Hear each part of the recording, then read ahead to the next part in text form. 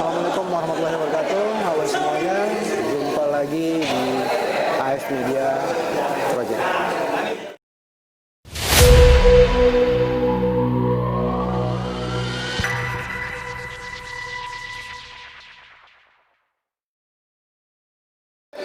Baik, hari ini kita lagi bareng teman-teman sekelabang, ada Bang Guru juga, Bang Ana. Hari ini kita lagi menghadiri acara 10 tahun Pemda Fisuk yang dipimpin oleh si Furama yang berlokasi di Warner Cempaka Putih dari pukul 9 pagi sampai jam 5 sore. Nah, nanti di sini ada workshop yang diisi oleh Sensei Manul Hakim, yaitu tentang seni bela diri Aikido.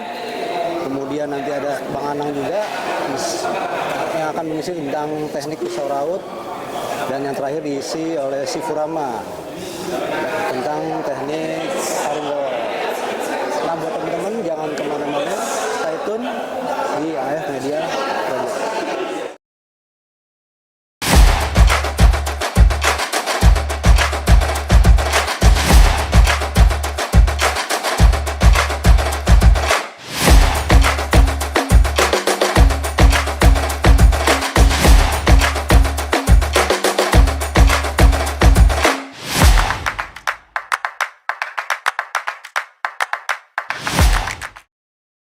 Teman-teman semuanya, karena jam istirahatnya sudah selesai, kita berlanjut ke sesi acara berikutnya. Ini kita kedatangan master dari pencaksilat, bela diri pencaksilat, Bang Anang dan juga teman-teman. Selamat datang Bang Anang ke acara Anniversary Combat Wing Chun Indonesia. Jadi Bang Anang dan teman-teman dari silat akan sharing, membawakan materi teknik tarung pisau. Mudah-mudahan bisa bermanfaat untuk semuanya. Mungkin sebelum memulai sesi yang kedua, kita bisa buka dulu dengan berdoa bersama sesuai keyakinan masing-masing. Berdoa dipersilakan.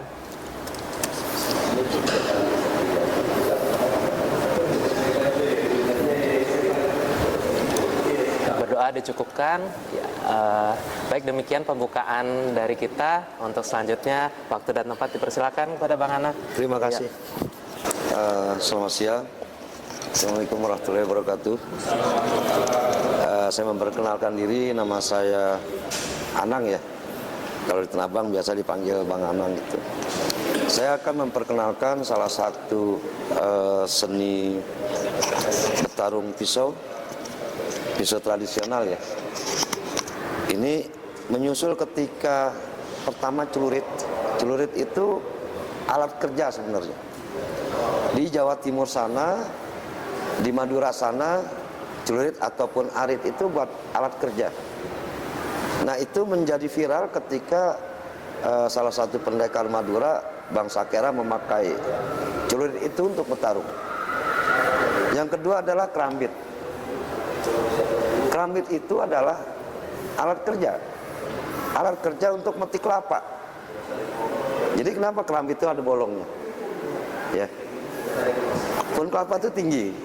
Jadi kalau udah ada bolongnya, ini kalau jatuh nggak ke bawah ya, ke sini aja udah. Ya, itu kerambit. Tapi itu menjadi viral ketika beberapa perguruan silat di Sumatera Barat itu memakai pisau kerambit untuk bertarung. Sampai hari ini itu mendunia. Bahkan terakhir sekitar 1 minggu atau 10 hari yang lalu saya lihat postingan dari saudara kita di Sumatera Barat mulai membicarakan pisau raut. Kalau di Sumatera Barat siraut, sarui gitu ya. Nah, pisau raut ini adalah pisau kerja dari zaman kerajaan sampai hari ini. Tapi ini sebenarnya berfungsi ketika di zaman perang, zaman revolusi, yang mana di luar pisau ini siapapun tidak boleh bawa secara umum. Baik pisau dapur maupun pisau belati nggak boleh, apalagi pisau belati. Nah, pisau ini boleh, karena ini pisau kerja. Nah, pada masa itu tentara kita itu memakai pisau ini untuk salah satu alat buat bertarung. Ini sebenarnya alat pisau raut ini cuma untuk bertahan dengan efek luka yang sangat kecil.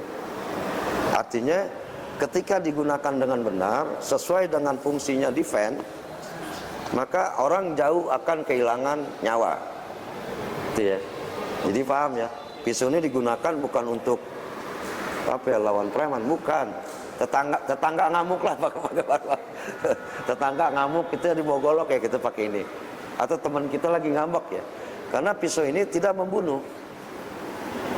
Orang tanya, masa sih pisau nggak, kalau cerita membunuh jangankan pakai pisau kan gitu ya, pakai gunting kuku pun bisa membunuh orang. Tapi kita mengembalikan fungsi pisau ini adalah untuk alat pertahanan, yang mana dampaknya tidak parah. Tapi pisau ini dengan teknik yang benar akan berefek sakit luar biasa terhadap korban. Tapi sekejap. Selama kita tidak menekan ya. Tapi kalau kita tekan terus, ya sudah sakit terus dia. Tadi ada pertanyaan bagus, bahkan beberapa kali saya diskusi dengan kawan-kawan pemerhati pisau. Kenapa kalau pisau itu selalu gitu, ya banyak sayatan kan gitu, atau tusukan gitu. Macam itu kan ini pisau sayat ini. Jadi ini mainnya nyeset, gitu. Ini mainnya. Jadi dia harus ada tekanan di sini. Ini harus tekan gitu. Sini. Jadi gitu dia. Kalau ini tusuk, ini pisau nggak perlu tenaga, cuma perlu kecepatan. Ini, gitu, ya. Ini dua pisau tarung. Tapi kalau ini bukan. Bisa nggak buat bertarung? Bisa, tapi fungsinya untuk bertahan. Ya. Sekali lagi, pisau ini tepatnya digunakan adalah untuk bertahan atau defend dengan efek luka yang kecil, tapi dampaknya luar biasa. Kita menghindari pemakaian dua pisau ini. Ketika kita menghentikan musuh harus membuka atau membuat sayatan yang berkali-kali dan lebar itu. Kalau musuhnya hidup kesian itu, jahitannya banyak banget, kayak baju lepis. Ya. Nah, saya kenalin jurus yang paling sederhana untuk defense. Ya. Selalu. Jadi saya kenalin dulu. Ini dia cuma kuda-kuda begini, Pak. Untuk kuda-kuda awal itu cuma gini. Ya. Atau miring. Ya, kalau bertarung tuh. Jadi pertama pisaunya tuh di depan. Di depan ya. Kalau ibaratkan rumah ini pintu gerbang kita nih. Itu buat kita. Ini pintu gerbang kita. Ya. Ini pintu depan rumah kita nih. Ya. Kalau dia mau masuk ke rumah kita, ini pintu gerbang, ini pintu depan rumah, ini pintu kamar kita. Ya. Jadi dia harus lewat ini dulu. Satu.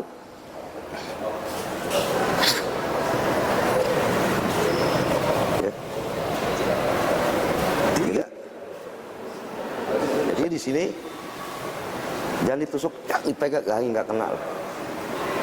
Tusuk itu diselamatin dulu, yang ditusuk perut, hindar. Tapi ininya jalan.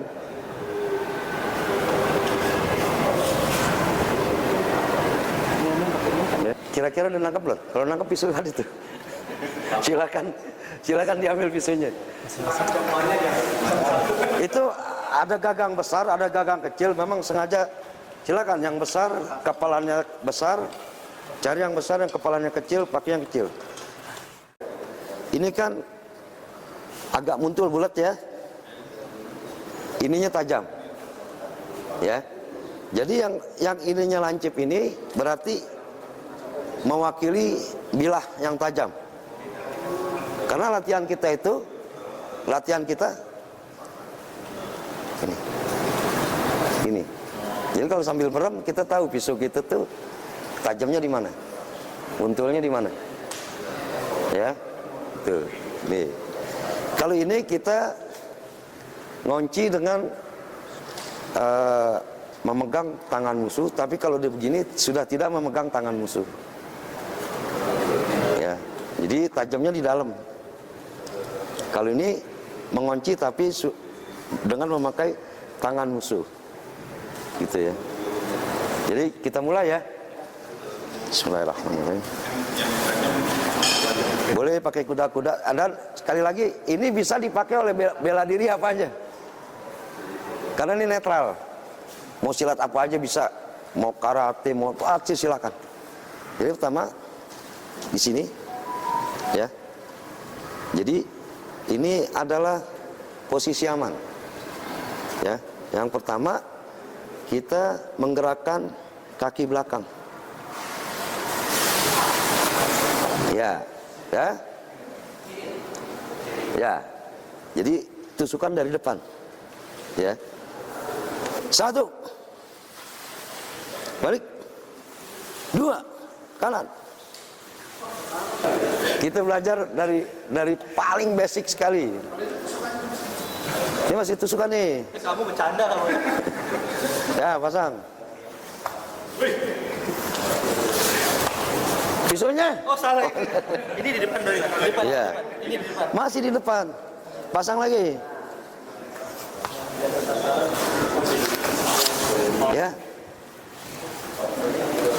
Coba 1, 2, 3, 4. Yang nomor ganjil pegang pisau raut, yang genap pakai pisau tusuk atau seset. Silakan. Satu. Nah. Lagi. 1, 2, 3, 4. Ya. Lagi. Konsen. 1, 2, 3, 4. Ya. Lagi. Ya. 1, 2, 3. Ya. 4. Iya, ini balik. Nih. Golok. Ya, bacok. Enggak, peragain aja gitu. Op. Ya. Tajamnya di mana? Ini. Iya. Berarti senjatanya nggak di sini, dong. Berarti senjatanya di senjata kita di depan. Ya. Jadi ngebacok itu goloknya di belakang. Tuh, di belakang nih goloknya. Kan di belakang ini. Belum seperti ini. Iya. Ini. Jadi sebelum tangan dia begini. Iya. Jadi golok ngebacok itu adalah tajamnya di belakang dipindahin ke depan.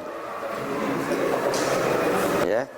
Jadi kalau orang ngebacok itu tajamnya itu di belakang. Tuh. Kita tajamnya di depan. Sama. Baik dari sana, tuh. Tajamnya di belakang. Tajamnya di belakang dia. Tuh, tajamnya di belakang. Dari sini tajamnya di belakang. Ya. Terus dari sini juga. Tuh.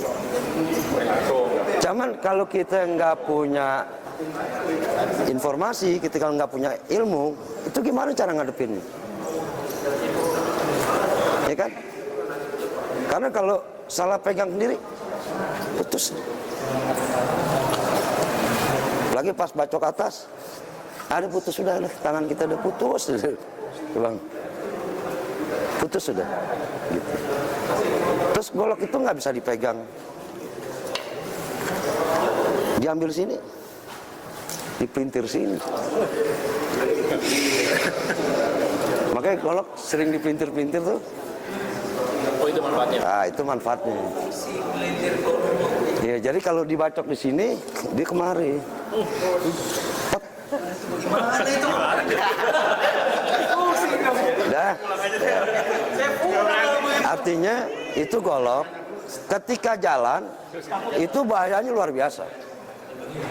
Artinya kita ngadepin jurus golok. Gimana caranya kok jurusnya nggak keluar? Kan gitu bang. Bacok. Nggak keluar jurusnya. Kalau bisa keluar gimana? Kita lebih cepat bisa keluar. Ini putus sudah. Dipaksain putus sudah. Masih contoh yang salah, yang keluar ya? Yang salah. Dipaksain tuh putus pak. Dipaksain putus. Dia. Belajar mental gimana bang? Abang belajar rutin. Gitu. Jadi golok itu, ini senjata kita di depan. Ingat ya, tajam kita tuh di depan. Dan makannya bukan adu golok sama pisau, kalah kita. Tenaga dia besar. Kemungkinan 5 kali tenaga pisau. Ya. Kemungkinan 5 kali tenaga pisau, bacokan itu. Tapi kalau daging tulang dia kita adu sama pisau kita lah yang menang. Kan gitu bang. Tuh.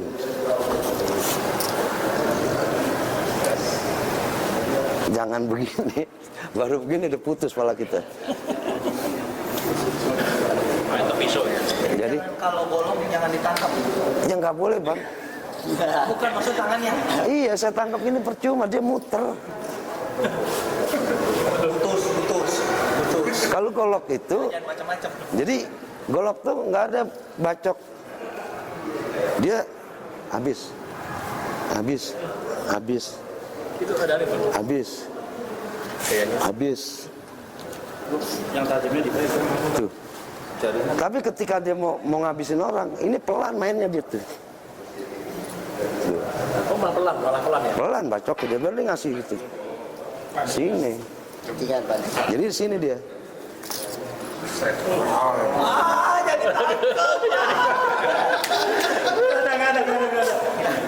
Kalau ini jarak senjata aja ke leher gitu.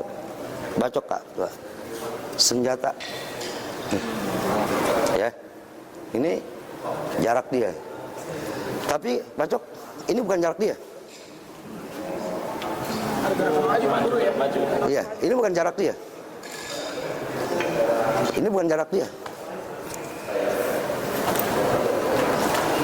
Ya. Yang penting dasarnya yang 1, 2, 3, 4. Ini dasar. Ya. Jadi saya cuma ngajarin defend. Assalamualaikum warahmatullahi wabarakatuh. Saya Nanang Triadi, asal dari Depok. Kali ini saya belajar pisau raut. Ini permainan tua, termasuk tapi ini efeknya sangat berbahaya. Jadi kalian semua harus belajar. Apalagi di akhir zaman ini yang sangat berbahaya. Jadi jangan pernah berhenti buat belajar. Semangat. Assalamualaikum warahmatullahi wabarakatuh. Halo, assalamualaikum. Nama saya Usa. Ini pertama kali saya belajar pisau raut dari Pak Anang dan komentar saya, wah seru banget, ngilu. Katanya kalau pisaunya tajam nggak berasa tapi menyakitkan dan mematikan, jadi bener-bener wow, keren banget. Monggo Pak Kendi.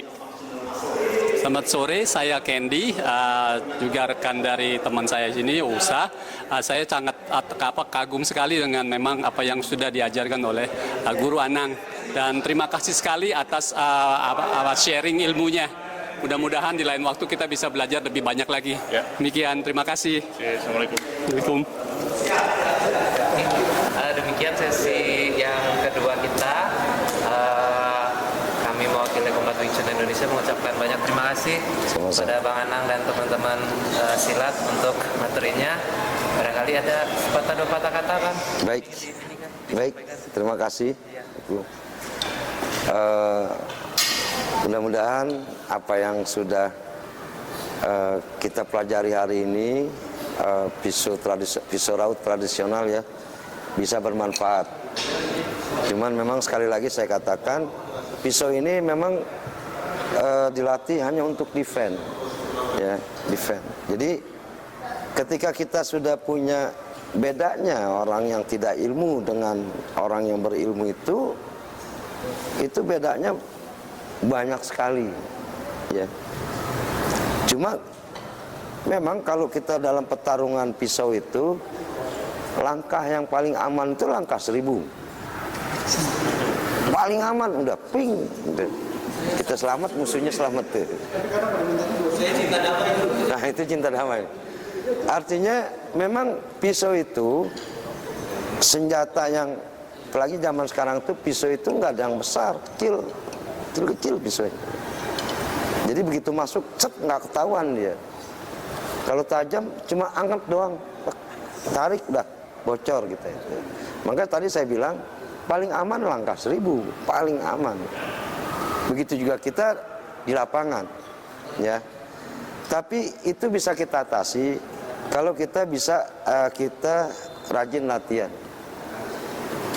Boleh kata dulu saya juga, kalau tadi nggak ada yang saya omelin, kalau guru saya ngomel saban hari, saya nggak bisa.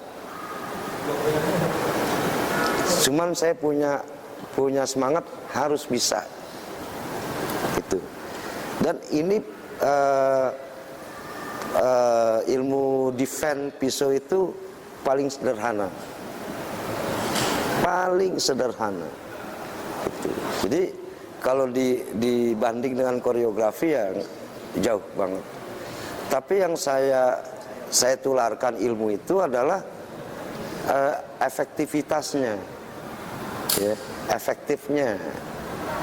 Jadi kalau saudara-saudara pernah atau sering nonton di YouTube, saya juga saya suka lihat pertarungan pisau itu, saya suka. Cuman ada beberapa hal itu yang tidak masuk logika. Tidak masuk logika. Jadi kalau abang bayangkan tajamnya pisau itu, tidak pernah seorang profesor doktor itu operasi pasien dengan golok, nggak pernah. Pakai pisau operasi. Artinya ketajamannya itu memang ukurannya pisau, ya, ukurannya pisau. Nah ini sebenarnya ada 8 langkah, saya lupa 8 apa 9 langkah, saya lupa gitu. Saya ingat 8 langkah, cuma nggak jauh beda dengan langkah yang tadi, ya, tidak jauh beda dengan langkah yang tadi. Cuman saya minta cukup sampai di situ aja untuk defend aja. Kita tidak untuk menyerang atau menghabisi lawan, tidak, ya, karena memang kalau di kita itu, di Muslim itu, orang beriman itu adalah orang yang selamat dari perbuatan tangan musuhnya dan selamat dari perbuatan tangannya sendiri. Ya, jadi artinya jangan kita ahli pisau itu kepengen ngebunuh, nggak punya tetangga ntar. Jadi jadikan pisau ini sebagai kawan kita, sebagai kawan yang baik. Terus gunakanlah dengan arif. Banyak persoalan, tadi kalau saya dengar Sensei Hakim bilang, senseinya diomelin sama preman, senseinya diam aja. Itu orang paling kuat. Saya belum tentu sanggup, kita tuh belum tentu sanggup. Saya kalau diomelin, saya tabokin, bener kepok, dah selesai gitu. Jadi orang yang paling kuat itu orang yang bisa tahan emosinya ketika dia mampu mengalahkan musuhnya. Jadi sekali lagi urusannya ini harus keluar sesuai dengan fungsinya, sesuai dengan kondisinya, dan lawannya harus disesuaikan dengan fungsi. Dengan pisau ini sedikit luka tidak membunuh. Itu aja dari saya. Silakan. Terima kasih banyak Pak Ana. Baik, demikian mungkin untuk sesi kedua kita kali ini. Semoga ilmu yang diterima hari ini bisa bermanfaat sebanyak-banyaknya ya untuk semuanya. Mungkin untuk menutup sesi yang kedua boleh kita berdoa kembali ya, sesuai keyakinan masing-masing. Berdoa, dipersilakan.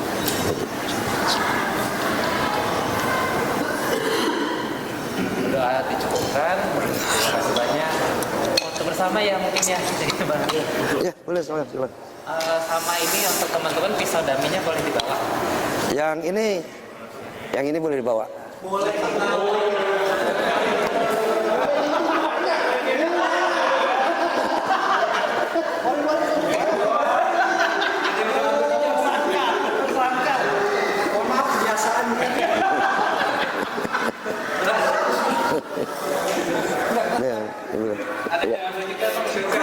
Foto bareng yuk, biar bareng kita.